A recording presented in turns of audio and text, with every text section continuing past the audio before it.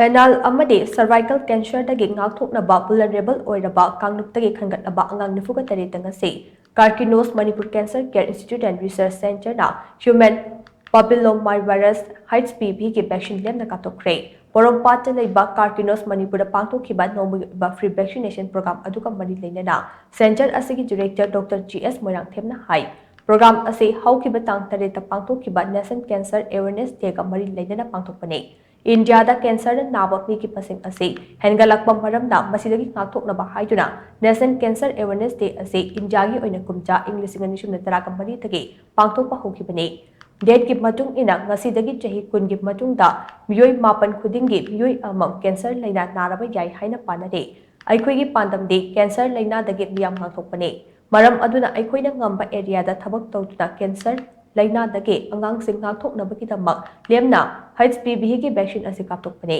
ngasi kapliba vaccine asina angang nupi macha amadi nupa macha sing cervical cancer amasung penile cancer dagi punsi chupang ngakthokpa ngamlakani haina mangna makha chakhe Upamsasun pimsaso vaccine si kaphauragadi vaccine si kaphauragadi apena for live kena hariba upamsana penile cancer tawidribani aduga atopa amana atopa ngasai pimsa makhaina live long cervical cancer tawidribani haijariba gyantare ko aduladi akoi Karkinos cancer Karkinos Manipur Cancer Care Institute aira diet to bijabani akoi gi theme sidi onco prevention onco wide cancer haibi thing kar mane thing dagi sinema ngambang sing sa ko ting ko honor jarap paneba aduna thawaina khoina tang ha ba si vaccine si amada kapurati asi vaccine si kapurati lising tare ta lising pan ta lising mapan ta ba lei tawri neba adu free of cost ha ngasi gi nimit one day khakta ngasi gi min asi khakta akoina timsa la sa bi usir ba isa sing issue sing se vaccine si ka paga to some extent koi cancer cervical cancer thing bangam ba nambagi pandamda akoina bari sinjarapane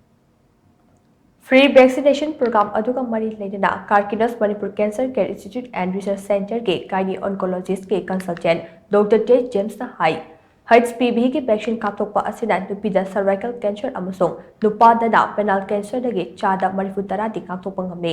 vaccine ase angang chahi mapan dagi hauraga chahi kunmanga fawi manung leiba nupa amasung nupida kapthokadabani haiba WHO gi guideline leidibane Cervical cancer ase HPV ki variant taraga taruk amasung taraga nipana oihalakpa maramna vaccine dasu makhal khara lei adubu ngasi kapliba vaccine aside HPV ki variant taraga taruk amasung taraga nipan animak punna yauke vaccine ase Karkinos Manipur ki center asida thangja numit khudingi ayuk pung mapan dagi nungthil pung mari fawa kapagi khudung chaba leigane ngasigi oina de vulnerable oiba kanglup tagi khangatlaba angang nifuga tareta vaccine ase kapani haina Dr. James makha chana phongdokhe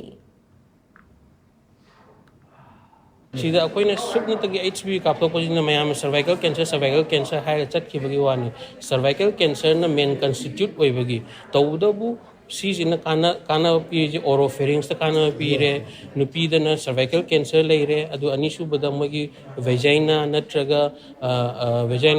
vulva gumba cancer ji ngakthokpa ngami nupadana penile cancer adagi common oina sigi vaccine animakta yawa 6 ke 11 ga haiba variant ina amuk toy genital ward haidi finung daga leiba sajik kumba se sigumudagi sidi cancer makti natraga su sidagi si cancer mak natraga su cancer की tendency leitraga ju sidagi ngakthokna bagi da mukta si kapthokpa yam kanani aduna nupa oiro nupi oiro yari ge si kapthokpa especially akoi na focus to 9 dagi na 25 years poki manungda leibu kango gai sida sina akoi na focus to kapsaban yam adu FDA gi approve ki oin 45 po kapo hai adu akoi main focus ti up to 25 years from 9 years and adu main lezi